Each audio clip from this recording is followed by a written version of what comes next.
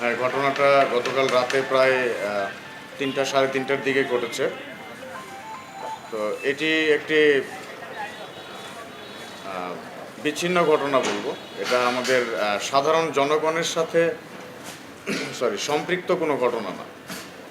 এখানে ঘটনাটা যেহেতু দুজন নিহত হয়েছে, বাকি দুইজনও আহত আছে, তাদের সাথে বিস্তারিত কথা বললে আরও আমরা ডিটেলস জানতে পারবো এই বিষয়ে।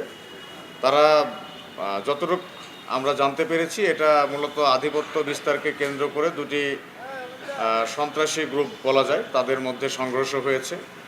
এটা আমাদের সাধারণ জনগণের সাথে এর তেমন একটা কোনো সম্পৃক্ততা নেই।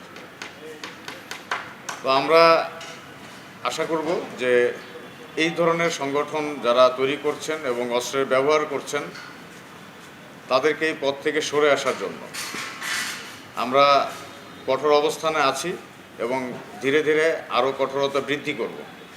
এই ধরনের অস্ত্র নিয়ে ঘোরাফেরা এবং গোলাগুলি, এই বিষয়গুলোকে আমরা কোনোভাবে বরদাস্ত করব না। যারা ঘটনা ঘটিয়েছে, ইনশাল্লাহ আমরা খুব অচিরেই তাদেরকে খুঁজে বের করব এবং অ্যারেস্ট করে ফেলব।